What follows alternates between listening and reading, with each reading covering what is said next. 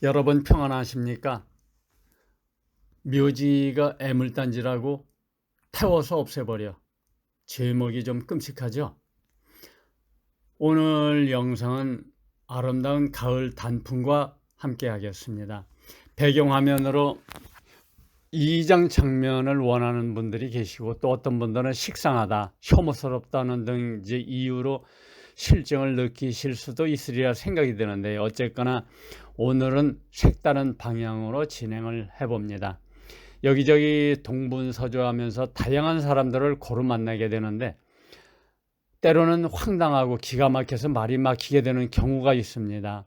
그 예를 몇 가지 들어보면은 조상이다 무슨 소용이 있느냐, 조상이 밥 먹여주느냐, 앞으로 누가 돌보느냐, 다 파서 없애버려라, 심지어는 불에 끄슬려서 뿌려버려라, 우리나라 강산 다 묘지로 뒤덮인다, 화장이 최고다, 수목장이 최고다 등등 다양한 주장들을 거침없이 하시는데 소름 끼칩니다.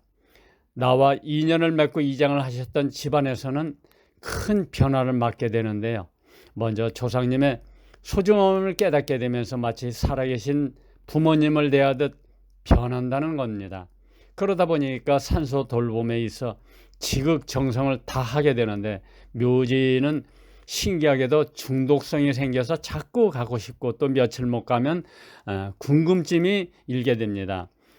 조상님의 소중함과 실체를 느끼지 못하는 자식들을 닥달해서 억지로 산소를 데리고 다녀보면은 머지않아 반감만 생기고 자꾸 엉뚱한 소리만 하게 됩니다. 전에 영상으로 잠깐 소개해드렸던 집안 이야기인데요. 모 지역에서 잘 나가시던 유지분이 조상님을 더 잘 모시고 싶은 욕심이 생기셨는지 모르지만은, 우리나라에서 명상이 있다는 다수 기관을 초빙해서 더 멋있고 넓게 선영을 장만해서 많은 조상님을 이장하게 됩니다. 전망도 좋고 토질도 좋고, 또 집에서도 가깝다 보니까 비가 오나 눈이 오나 사시사철 아침 저녁 문화 인사드리는 것이 하루의 일과여 마감이었습니다.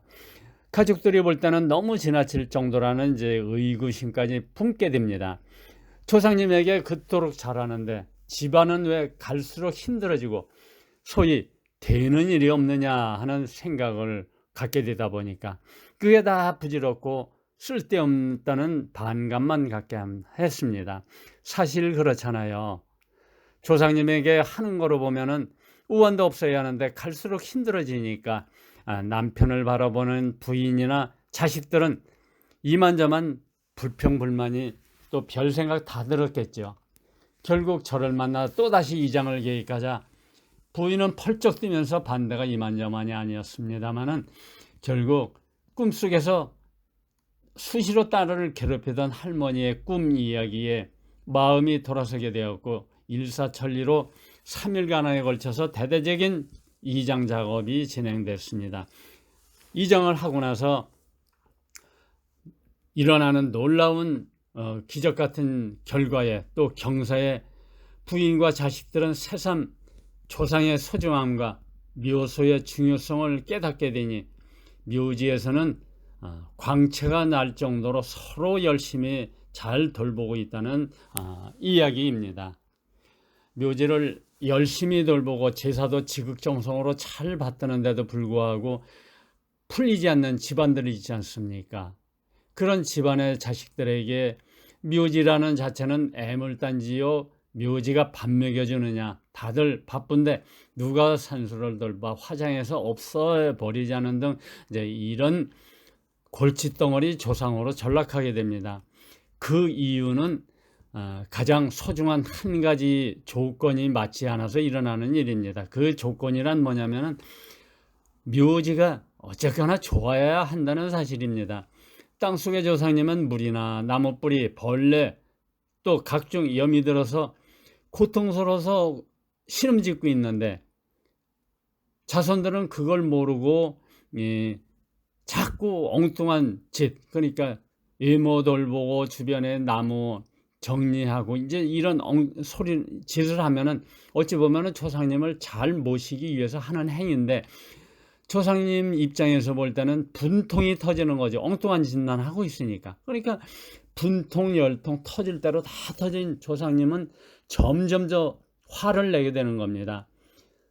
묘지 열심히 돌보고 제사 잘 지내주는 자손이 안타깝고 측은하고 이제 불쌍해서 어떻게라도 도와주고 싶은데 당신이 중병에 걸려서 힘이 없고 능력이 없으니까 어떻게 해볼 길이 없지 않습니까? 그러니까 산수만 갔다 오면 이 마음이 좀 개운하고 뭔가 좋아야 되는데 느낌이 있어야 되는데 갔다 와봐야 가봐도 안 좋고 갔다 와서도 안 좋고 또 어떤 사람들은 산수 가서 벌에 쏘여서 잘못되고 또 기계에 다쳐서 잘못되고 또 교통사고로도 잘못되고 또 병이 나기도 하고 이런 일이 생기게 됩니다. 그렇지만은 좋은 산수는 갈 때마다 마음이 아주 풍요로워집니다. 그리고 또 좋은 일이 실제로 생기고 그러니까 그런 집안은 중독이 안 걸릴 수가 없는 거죠. 제 집안 선영 이야기를 잠깐 해보겠습니다. 다른 집안들보다 뭐 더 잘한다고까지는 할 수 없습니다만은 제사도 돌봄도 나름 해오던 중에 갑자기 이제 우환이 닥치면서 시골 단위에서는 이제 상상도 할 수 없는 큰 재산을 잃게 되죠. 그때 정말 너무너무 고통 속에 살았는데 나는 그때 저녁 기도 후에 날마다 조상님 위해서 30분씩 별도로 기도를 했습니다. 그때 조상에게 잘 하라는 이제 그 강한 메시지를 받으면서 관심을 갖게 되었고 그때부터 내 몸에 요즘 신세대 말로 센서를 하나 다른 이제 느낌을 받게 됐는데 그 센서 하나를 갖고 팔도를 누비는 직업까지 갖게 된 것입니다. 그 센서를 지닌 후에도 모진 수련을 통해서 지금의 위치에 서게 되었습니다. 끝이 보이지 않던 내리막길 종점을 돌아서 다시 오르기 시작하자 열심히 선영을 돌보는 내 모습을 지켜보던 형제들과 조카 자식들이 조상님과 묘소의 중요성을 조금씩 깨닫게 되며 관심을 갖게 된 것입니다. 그때부터